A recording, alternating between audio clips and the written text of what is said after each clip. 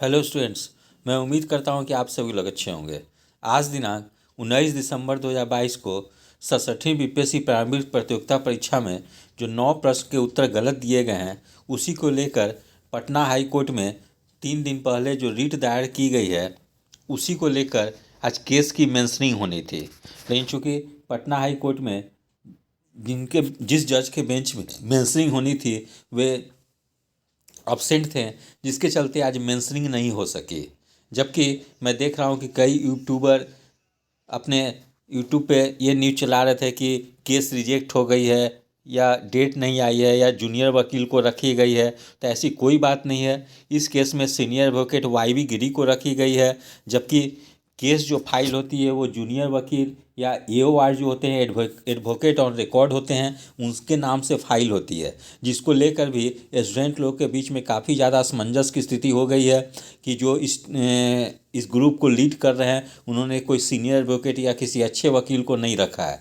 तो सबसे पहले मैं इस कन्फ्यूजन को दूर कर दूं कि केस जो फाइल होती है वो किसी सीनियर एडवोकेट के नाम से फाइल नहीं होती है, बल्कि उनके जूनियर या जो एओआर होते हैं यानी एडवोकेट ऑन रिकॉर्ड होते हैं, उनके नाम से केस फाइल होती है।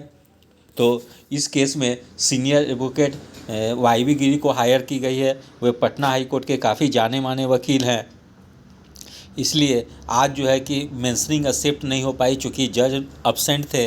और पुनः कल सीनियर एडवोकेट वाई गिरी के द्वारा मेंशनिंग की जाएगी और उम्मीद की जानी चाहिए कि कल निश्चित रूप से मेंशनिंग एक्सेप्ट हो जाएगी। क्योंकि एक जो जुडिशरी की प्रोसेस होती है कि सबसे पहले किसी केस का सुनवाई के लिए मेंशनिंग करनी पड़ती है और उसमें दिखानी पड़ती है कि इस केस की सुनवाई के लिए आखिर अर्जेंसी या आवश्यकता क्या है कि सुनवाई हो।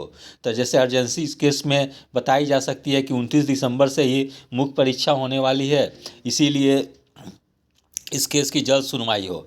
तो ऐसी स्थिति में यदि कल मेंशनिंग होती है तो निश्चित रूप से एक्सेप्ट हो जाएगी। और उसके बाद जो है कि नेक्स्ट डेट पड़ेगी कि इसमें आयोग को जवाब देनी होगी कि आखिर उन्होंने आंसर गलत दिया है या सही दिया है।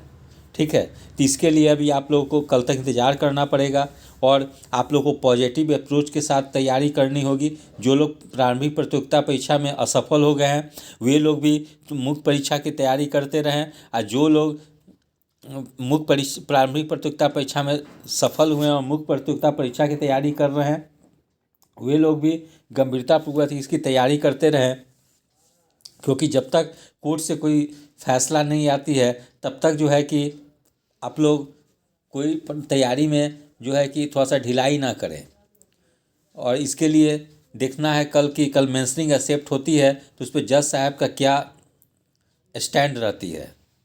ठीक है, तो इसके लिए आपको अभी कल तक इंतज़ार करनी होगी। यदि आप सभी लोगों को मेरा चैनल अच्छा लगा हो, इसे लाइक से और सब्सक्राइब करें। धन्यवाद। Take care.